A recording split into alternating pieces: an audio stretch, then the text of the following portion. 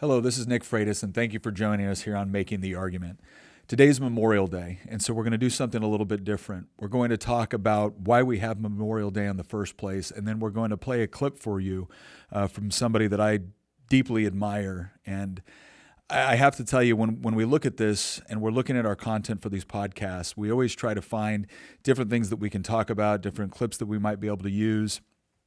And as I went over this speech that was given by Master Sergeant Roy Benavides, who was a member of 5th Special Forces Group and a Medal of Honor recipient. And we try to find different ways that I could talk about it. The bottom line is I cannot do it justice the way he can.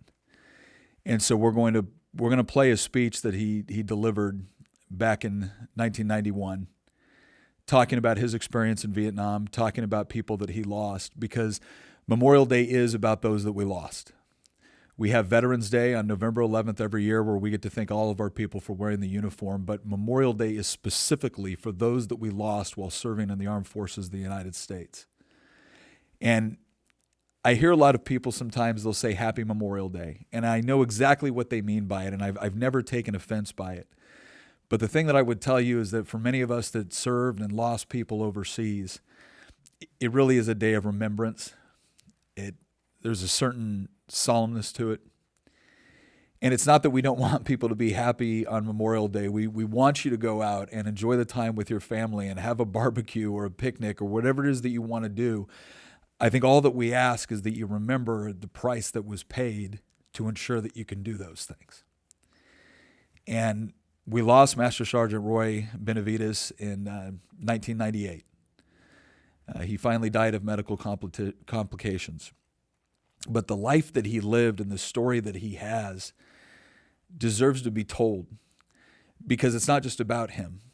It's about everyone that he served with. It's about the people that he saved and the people that he lost, and why we have such a thing as Memorial Day. Because I can tell you right now, if we ever forget to memorialize the sacrifice made on our behalf by people that gave up all of their tomorrows in order to ensure that we live in a free country, then we will have proven ourselves completely unworthy of their sacrifice.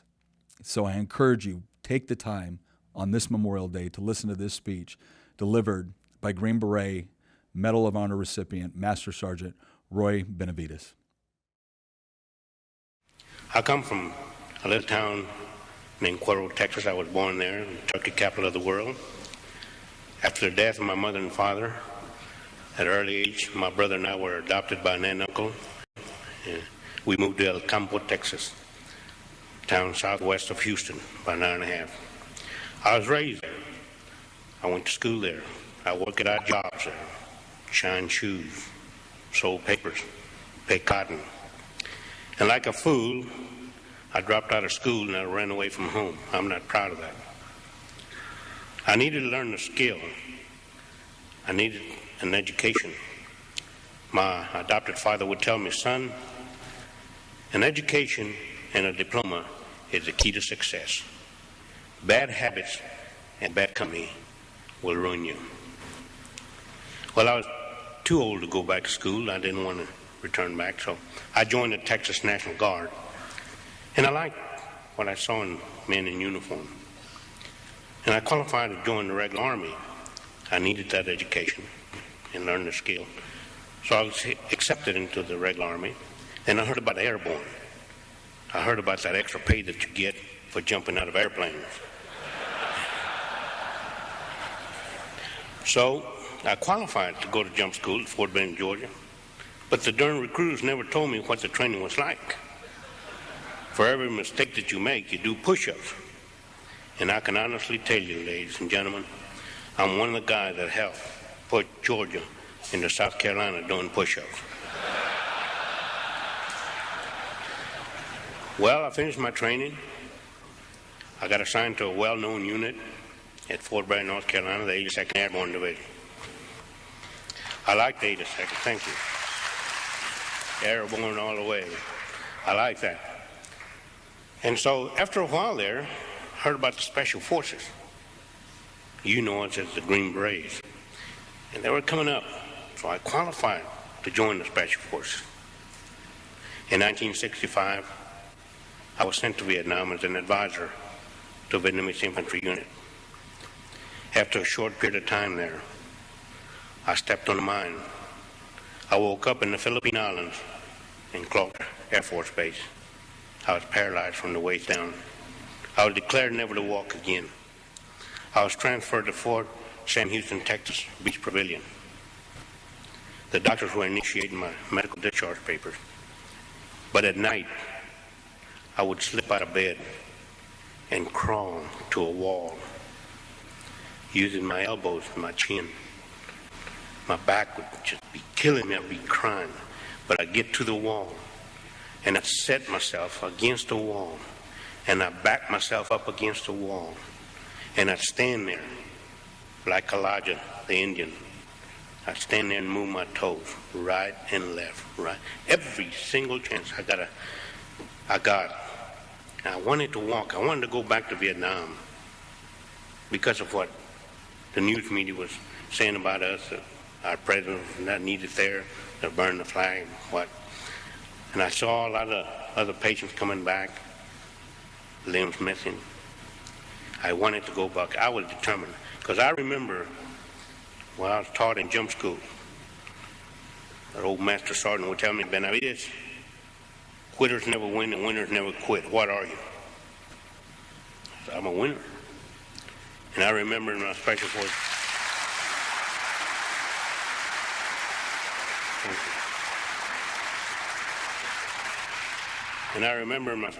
training, one of the training missions that I was on, I remember that my leader would tell me, faith, determination, and a positive attitude. A positive attitude will carry you further than ability. You can do it, Benavides. You can do it. I never forgot those three words. Never. So there I was at night. I'd slip out of bed. The nurses would catch me sometime. They would chew me out, give me a pill, a sleeping pill, put me to sleep. They would tell the doctors in the morning. I was determined to walk.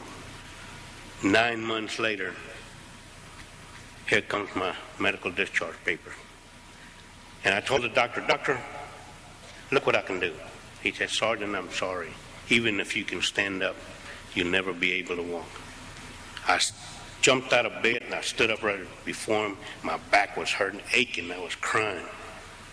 And I moved just a little bit. The doctor said, Benavides, if you walked out of this room, I'll tear these papers up. I walked out of that ward at Beach Pavilion.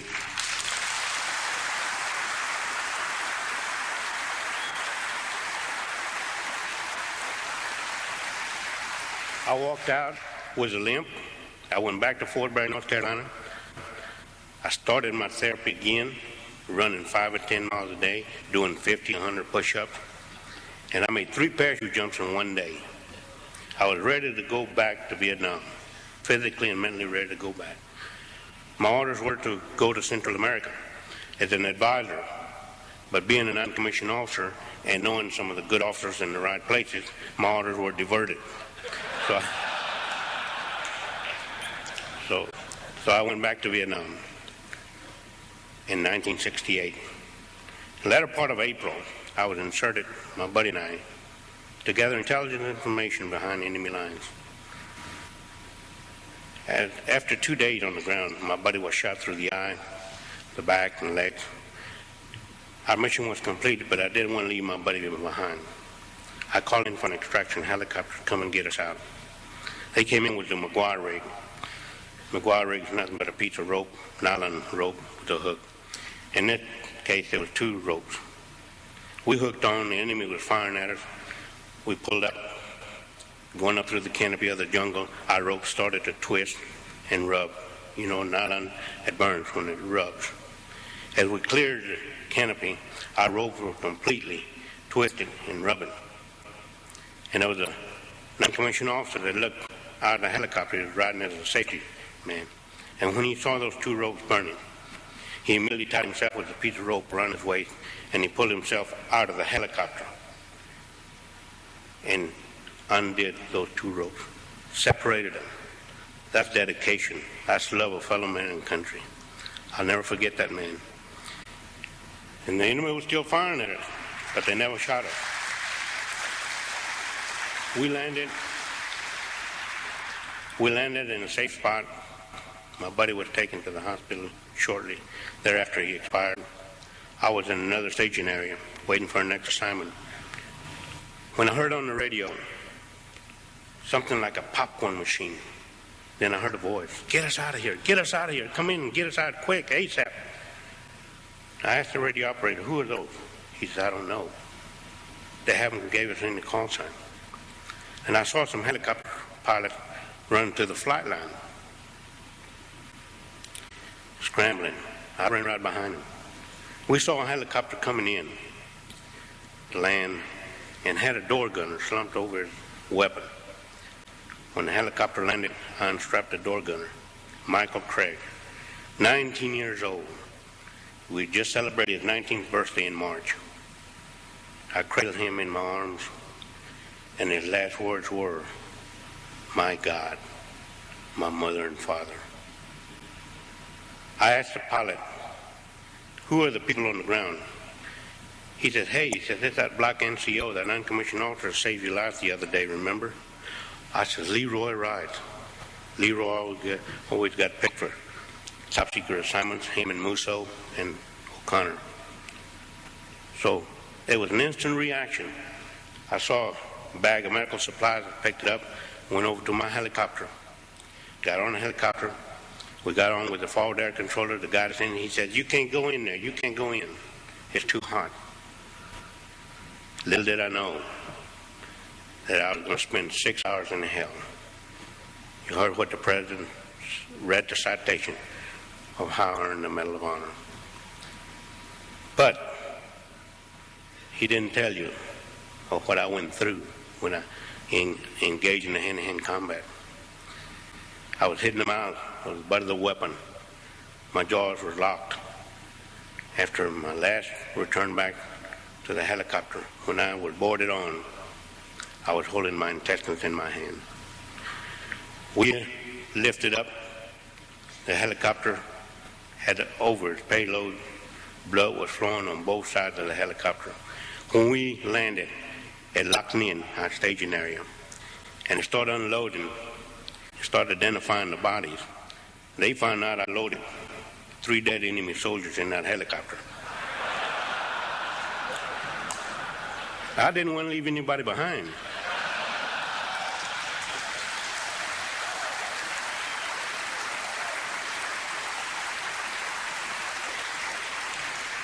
My mission was to recover the classified material, so if anybody had it, he was on a helicopter.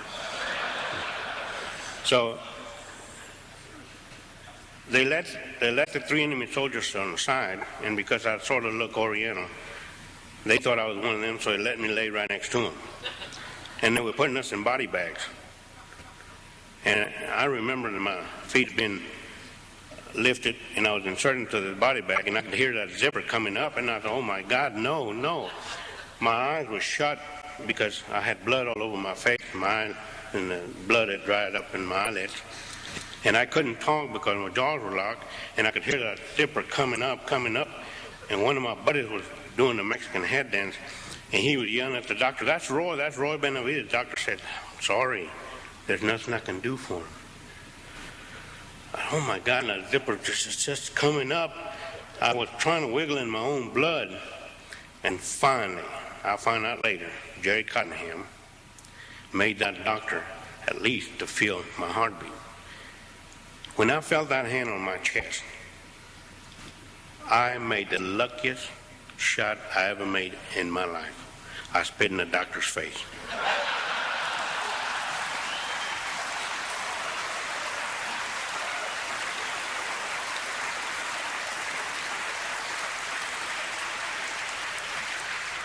So the doctor said, "I think he'll make it." So I was cleaned up, put in a helicopter, alongside with my buddy, one of the guys that I had saved. We got airborne.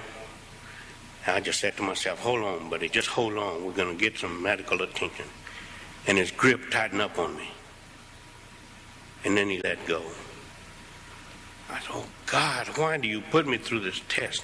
Why? You helped me get these men out, save them, save this material. Now you take them away from me. Why? And I was crying, I was moving so much that the co-pilot, he happened to look back and he thought that I was gasping for air, so he gets out of his seat, get his bayonet out, and he's going to do a track on me, and I'm about to kick him out of the helicopter. That's just too much for one day.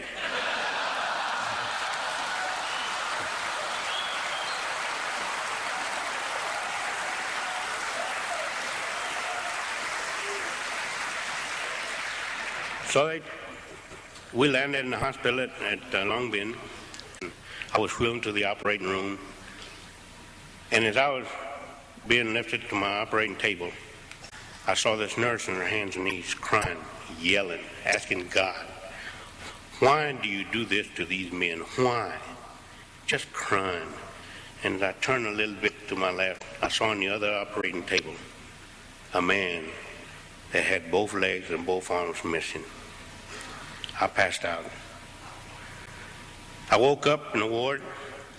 One of my buddies was laying next to me. We were so bandaged up, we couldn't talk. We used to wiggle our toes to make sure that we were still alive.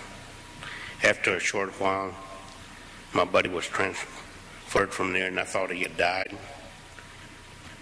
I was transferred to Japan, Tachikawa, and the airplane that I was flying in medevac, we lost 2 men. And I remember this nurse kept yelling at me, Benavides, you're not going to die on me. I'm going to pinch you every time you close your eyes. I'm going to pinch you, I'm going to pinch you.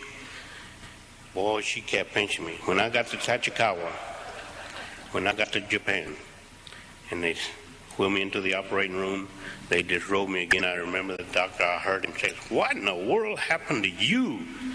I had blue spots, red spots all over me, and I said, that lady kept pinching me up there.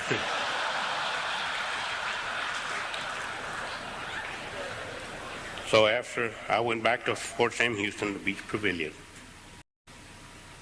and I stayed in that hospital almost a year. I continued with my career, and then I was awarded with a medal. I was dedicating myself to come and speak to schools, to civic groups, to help anyone that I can help. My life was spared for a reason, and I hope there's a good reason. A lot of people call me a hero. I appreciate the title, but the real heroes are the ones that gave their life for this country.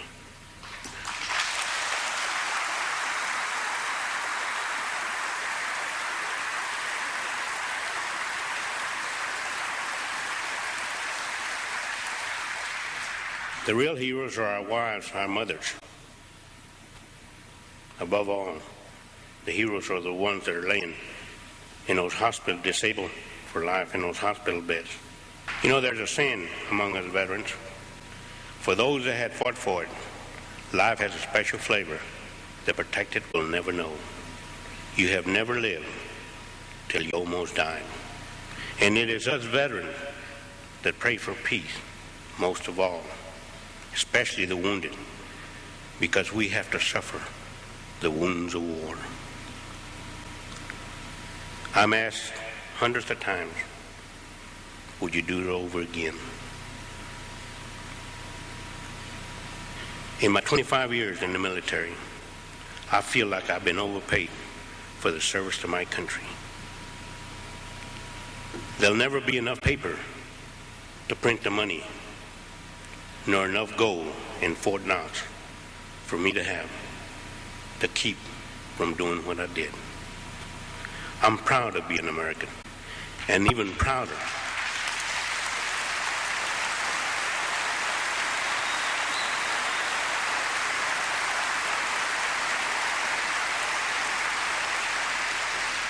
and I'm even prouder that I've earned the privilege to wear the Green Beret.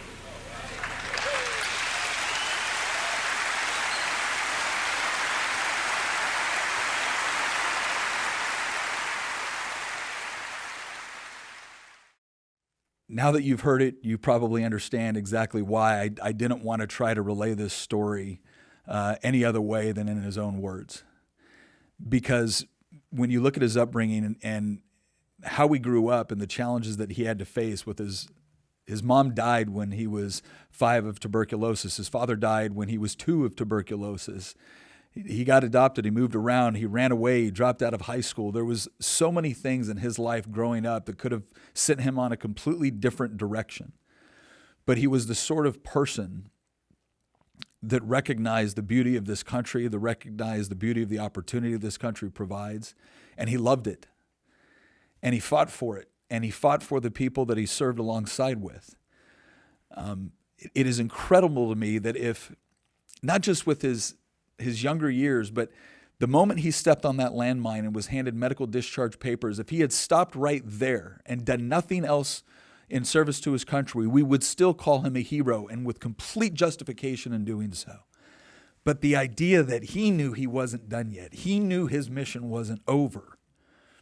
And because he was willing to crawl on his elbows and his chin to that wall, because he insisted on walking again, and not just walking again for his own benefit, but because he was going to put his abilities back into practice to serve this country and to fight alongside people that he cared about and loved.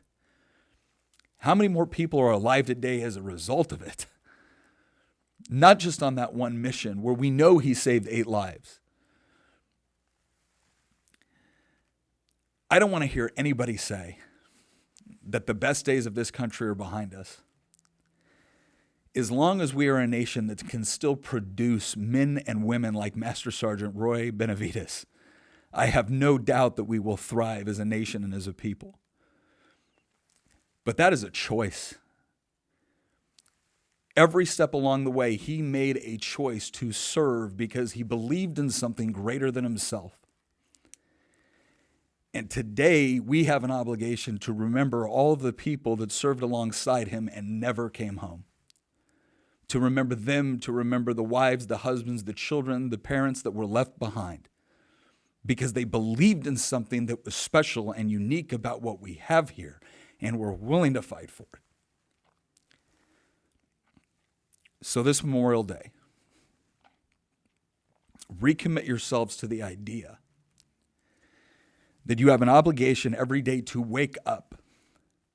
Remember what it is that we have here. Remember what it is, the price that was paid in order to ensure that we could have it. And do everything within your power to make sure that you fight for and preserve a nation worthy of their sacrifice. I couldn't care less what some historian or academic or journalist or politician or Hollywood star thinks about my service. But I desperately care what someone like Master Sergeant Roy Benavides thinks about my service, because he's earned it. So make sure that you are honoring what he did, what the people that we have lost did. We owe it to them. And we shouldn't look at that obligation as a debt that we are reluctant to pay. We should look at it as something that we have the honor to repay.